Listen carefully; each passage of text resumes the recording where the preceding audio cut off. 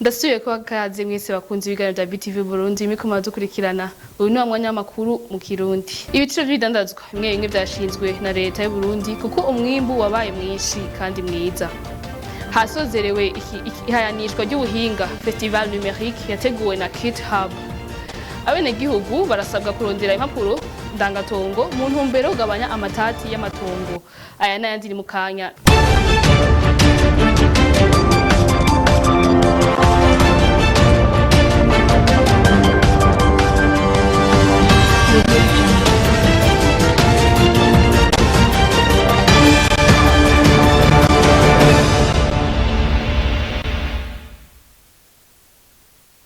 Ndasubiye kubaha ikaze. Ku nama 3 ruheshi niho hasozegwa ibikorwa by'inama nshingamateka by'umwaka wa 2020 ushira 2021. Ejo aho bukera inama nshingamateka ikazotangura ibikorwa by'umwaka wa 2021 na 2022.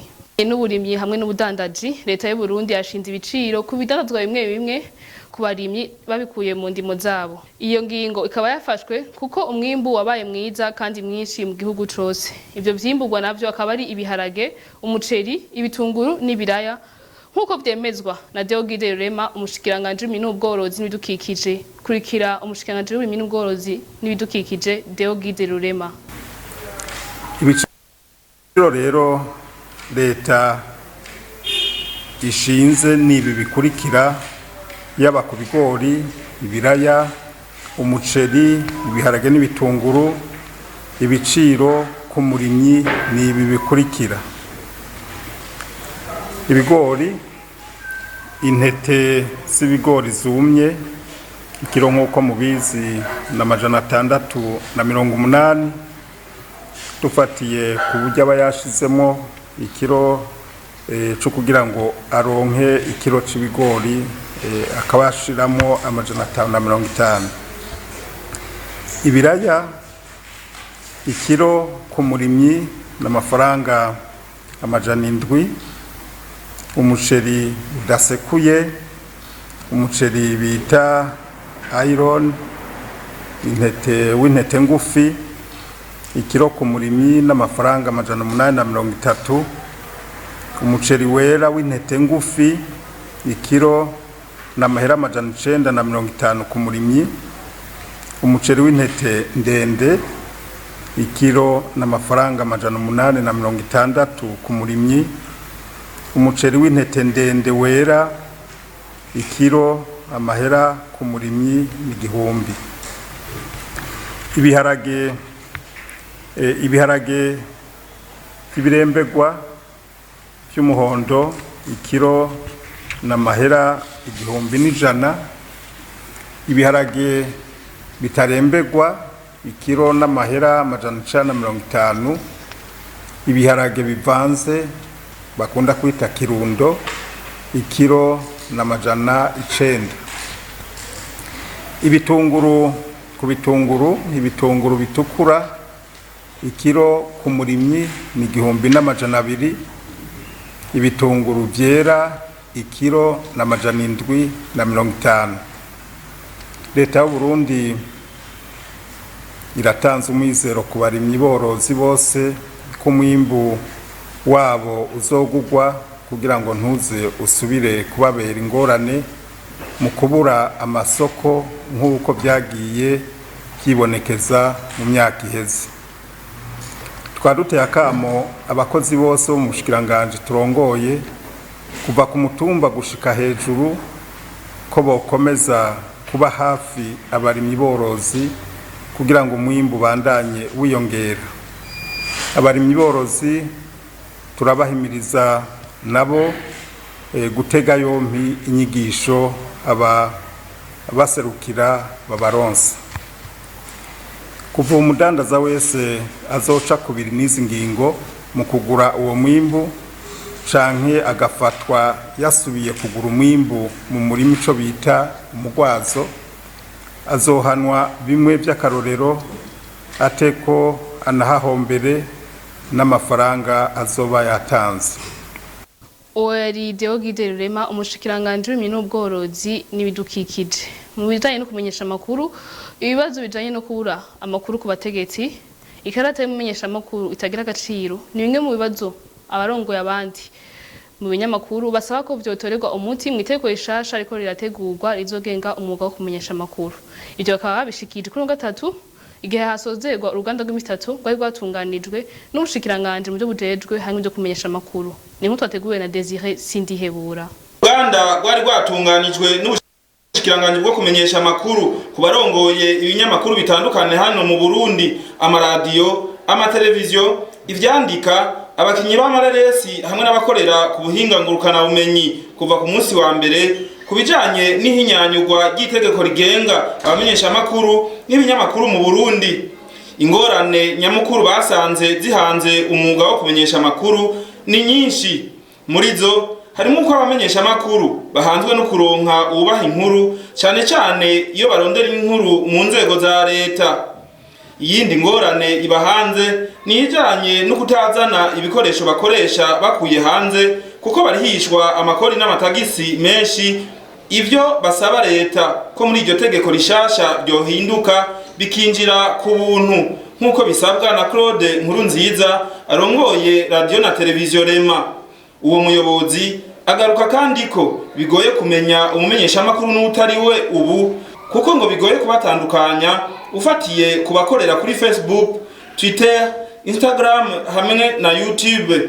Stani Nahayo arongoye radio Scolaire Nderagakura wabona ko ikarata ihabwa umumenyesha amakuru carte de presse mu Gifaransa ataco imari umumenyesha amakuru kuko naho aja hanze adashobora kuzana n'imashini nyabwonko kandi ngo n'abayitanga bayihaye intumbero ya politike. Mu bindi bihanze ivyo bimenyesha amakuru vyohindurwa muri iryo tegeko rishasha nuko abasaba ko hokoreshwa ubuhinga bwa satellite bagasaba kwishira hamwe Star Time yobagabaniriza igiciro. Bamwe muri bo suko babibona kuko bemeza ko Star Time bakora urudandazwa, ahubwo bamwe basaba ko leta yofasha kugira ikigo Senetebe gikore. Ibindi bisaba ko vyohindurwa muri iryo tegeko hari ivyuma vyagenewe abanyagihugu bisa naho vyahebewe radio na televiziyo vy'igihugu gusa, bagasaba ko nico cohinduka. Silver Ntakarutimana arongoye radio Isanganiro wababazwa nuko atagwego ruhurikiyemwe abamenyesha amakuru kuko biri mu bituma ubwigenge bwo kumenyesha amakuru budatera imbere, ico yise ordre des journalistes mu Gifaransa, kuko yemeza ko ubwo gwego rugiyeho byofasha kugira ubwigenge bwo kumenyesha amakuru butera imbere hano mu Burundi. Jacques Bukuru umuyobozi mukuru mu gwego rujejwe gucungera uko ibimenyesha amakuru bikora mu Burundi sense avuga ko abavuga ko hari byo bananira bazofatanya n'izindi nzego za leta nka ARCT hamwe n'urwego rw'igendereza mu Burundi, aho akaba bivuga afatiye kubemeza ko Facebook, Twitter, Instagram hamwe na YouTube bigoye gukontorora. Umuhinga mu byo kumenyesha amakuru yatanze ivyigwa Evode Ndayizeye wavuga ko abo bariko barategura iryo tegeko rishasha boritegura babanje gutandukanya umumenyesha amakuru hamwe n'uvugira umuntu canke urwego bita les communicateurs mu rurimi rw'igifaransa. Ikindi uwo muhinga mu byo kumenyesha amakuru asaba nuko muri iryo tegeko bosaba byinshi leta bishoboka kuko ngo nibasaba bike rizoshikira umukuru w'igihugu kugira agemeze atakintu kirimwo kinini yari bumbura kuko rizobanza guca mu nama nshikiranganje hamwe no mu nama nshingamateka. Abene gihugu bahamaga kurondera impapuro ndangatongo mu ntumbero yo kugabanya imanza zijanye n'amatongo zibonekeza hano mu Burundi. Ivyo bikaba bimucegeranyo kijanye no gutunganya amatongo cashizwe habona kuno wa gatatu. Hatanzwe n'ibikoresho kwari mu gisata cyo gutunganya amatongo nkuko vyemezwa n'umunyamabanga ntayegayezwa mu bushikanganje bw'intwaro hagati Martin Teretse. Mutwateguriwe na Kayimo Prosper niyo nkuru. Kuri no 30 ruheshi umwaka wa 2021 niho hashikirizwa icegeranyo kijanye no gutunganya amatongo mu Burundi. Ico cegeranyo ngo kizotuma amatati y'amatongo agwiriye mu Burundi agabanuka. Ico cegeranyo kandi gisaba abene gihugu kurondera impapuro ndangamatongo kuko ngo byabafasha kuronka amadeni mu mabanki nkuko bivugwa na Honorable Martin Teretse umunyamabanga ntayegayezwa mu bushikiranganje bw'intwaro yo hagati mu gihugu. Ico cegeranyo rero kiratomoye neza, basabye ko ababijejwe baza gucemeza baza kuraba neza batange intumbero y'icokorwa na cyane cyane kugira amatongo bisatantunganya amatongo cyo makomine ikore neza kuneza yabeneke kugira igikorwa kigende neza dusaba yuko n'abenegihugu bo byicukira bakaja kwandikisha amatongo yabo kuronka urukaratasi ndangatongo bwo muri komine birafasha cyane kuja kuronka ingurane kuronsa ingurane ku mugambi ufise ukora ugatanga akazi nawe ukaronka umwimbu uronsa umwimbu uratanga ikori nabo bakozi baronsa akazi baratanga ikori gutyo leta ikahungukira nawe ukahungukira n'imiryango yose hatanzwe kandi ibikoresho ku bakora mu gisata c'amatongo uyo mutegetsi mu bushikiranganje bw'intwaro yo hagati mu gihugu akaba yamenyesheje abagiye kuronswa ivyo bikoresho ibikorwa rero bijyanye n'ikindi kintu cyo gutanga ibikoresho muri bijya gisata ntunganya amatongo makomine mu kwezi kwa gatatu twari twashikirijwe amapikipiki 28 turatanga mu ntara mu makomine y'intara ya Shanguzo, Ruyigi na Muyinga. Uno munsi haje rero ordinateur yavyuma nyabwongo 13. Ico cegeranyo kijanye no gutunganya amatongo mu Burundi kikaba cakozwe n'ubushikiranganje bw'intwaro yo hagati mu gihugu bufatikanije n'ishami rya ONU rijejwe uruja n'uruza OIM n'ubuserukizi bwa leta z'ubumwe za Amerika mu Burundi. Raymond Prosper Nyonkuru urakenuye. Kuno wa gatatu niho hasozegwa ihanishwa ry'ubuhinga bwa none Festival Numérique ryitiriwe June Tech ryateguwe n'ishami Kit Hub. Iryo hanishwa ikagarateguwe mu ntumbero yo gutanga inyigisho n'ukangurira ugwaruka kwijukira igisata c'ubuhinga bwa none. Ni nko twateguriwe na Claude Nduwimana.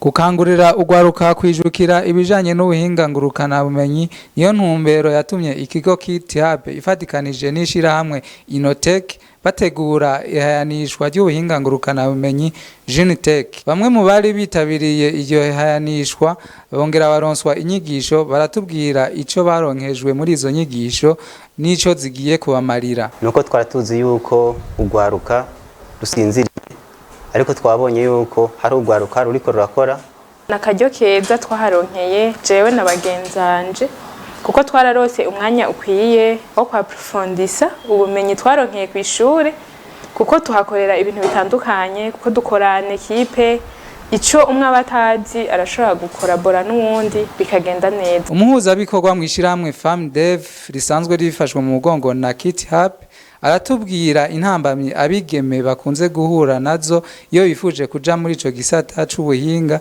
yongera atera akamo leta kubashigikira. Hano barababuragiza barambwira ati mbega ubwo buhinga ugira wige buzogufasha iki? Eske buzogufasha gutunga umuryango wawe wewe ntiwaremewe kuja kurera umuryango kandi twaranabonye cyane ko n'abavyeyi batabasunika cyane kuvyitaho. Evariste Nintunze arangoye Kit Hub avuga ko ico bari biteze bagishitseko. Mukuru kugira ngo dutange message bamenye yuko hari ibintu biriko biraba.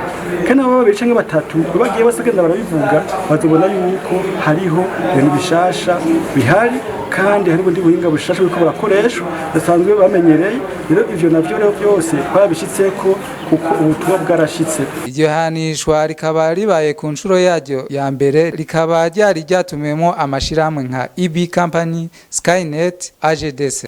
Nino kuri inkuru turangije ko amakuru yacu kuri uno gatatu. Tubashimwe mwese mwasubiyemo kudukurikirana abandi dushimiye nadufashe katorokanya abagenzi bacu. Mika Kizimana Claude Wimana ari munga bw'ivyuma Raymond Prosper niyo nkuru yarahagarikiye John yabashikirije ndetse Kahine Ingabire mu gihe vyiza ngahe wanyu murakoze.